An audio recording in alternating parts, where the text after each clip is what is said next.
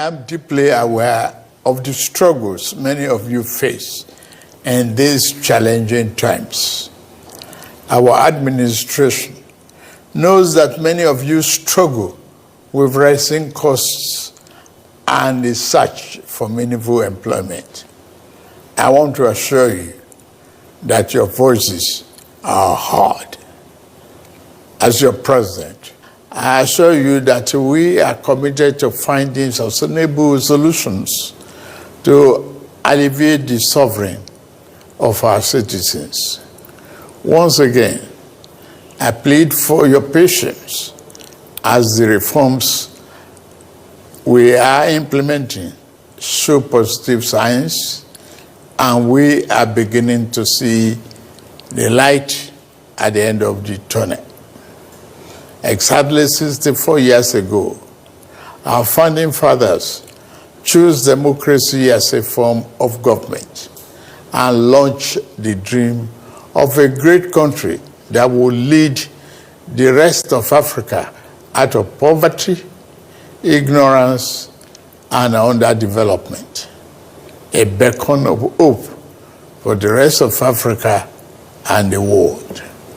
Over 6 decades later, we can look back and Nigerians worldwide can see how well we have succeeded in realizing the lofty dream of our founding fathers.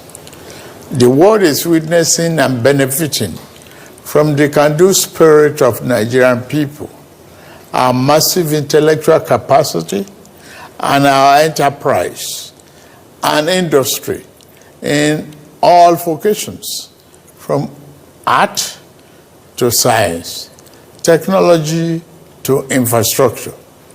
The dreams that our founding fathers envisaged are still work in progress.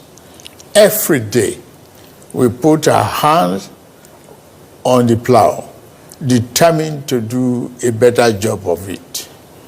While it is tempting to focus on what has been left undone and where we have stumbled as a nation, we must never lose sight of how far we have come in forging and holding our country together. Since independence, our nation has survived many crises and upheavals that led to the dissolution and disintegration of many other nations worldwide. 6 years after independence, our country descended into a political crisis that led to a bitter and avoidable civil war. Since returning from the brink of that darkest moment, we have learned to embrace our diversity and manage our differences better as we continue to work towards engendering a more perfect union.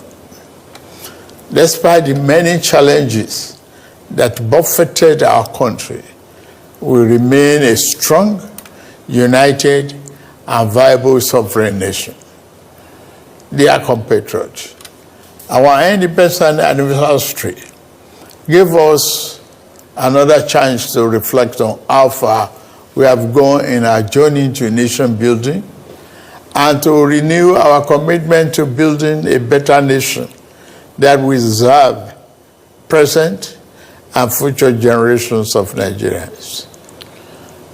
While we celebrate the progress we have made as people in the last 64 years, we must also recognize some of our missed opportunities and mistakes of the past if we are to become one of the greatest nations on earth, as God has destined us to be. Our mistake must not be followed into the future. My administration took over leadership of our country 16 months ago at a critical juncture. The economy faced many headwinds and our physical security highly impaired. We found ourselves at a decent crossroad where we must choose between two paths: reform for progress and prosperity, or carry on the business as usual and collapse. We decided to reform our political economy and defense architecture. On the security front, I am happy to announce to you, my compatriots, that our administration is winning the war on terror and banditry. Our target is to eliminate all threats of Boko Haram, banditry, kidnapping for ransom, and the scourge of all forms of violent extremism. Within 1 year, our government has eliminated many Boko Haram and bandit commanders faster than ever. As of the last count, over 300 Boko Haram and bandit commanders have been eliminated by our gallant troops in the northeast, northwest, and some other part of the country. We have restored peace to hundreds of communities in the north, and thousands of our people have been able to return home. It is an unfinished business, I agree, which our security agencies are committed to ending as quickly as possible. As soon as we can restore peace to many communities in the troubled part of the north, our farmers can return to their farms.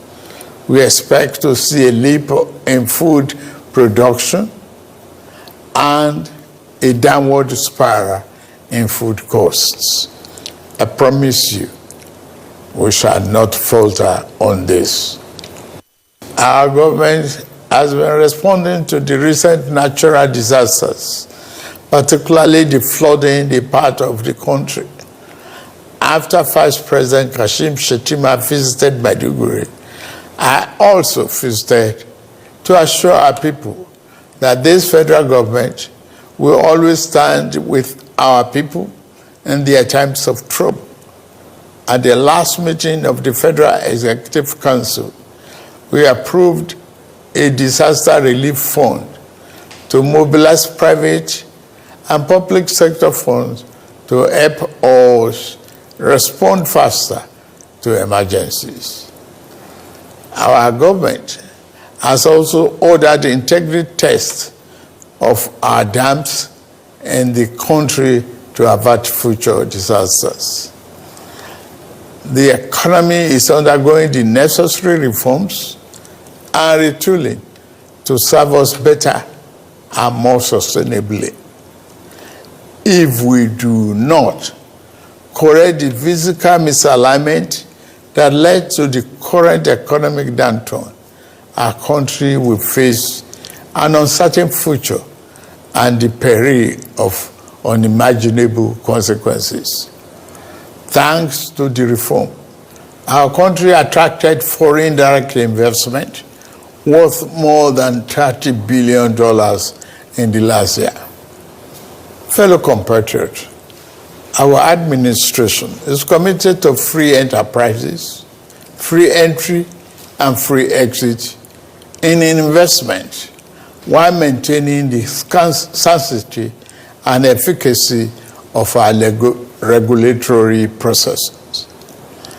This principle guides the divestment transaction in our upstream sector, where we are committed to changing the fortune positively. As such, ExxonMobil surplus divestment will receive ministerial approval in a matter of days, having been concluded by the regulator, NUPRC, in line with the Petroleum Industry Act, PIA. This was done in the same manner as other qualified divestment approved in the sector. The move will create vibrancy and increase oil and gas production positively, impacting our economy. The more disciplined approach adopted by the central bank to monetary policy management has ensured stability and predictability in our foreign exchange market. We inherited a reserve of over 33 billion 16 months ago. Since then, we have paid back the inherited forex backlog of 7 billion. We have cleared the ways and means debt of over 30 trillion naira. We have reduced the debt service ratio from 97% to 68%. Despite all this, we have managed to keep our foreign reserve at 37 billion. We continue to meet all our obligations and pay our bills. We are moving ahead with our fiscal policy reforms. We stimulate our productive capacity and create more jobs and prosperity.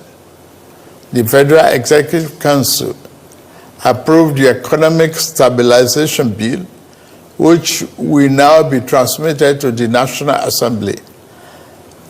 This transformative bill will make our business environment more friendly, stimulate investment, and reduce the tax burden on businesses and workers once they are passed into law.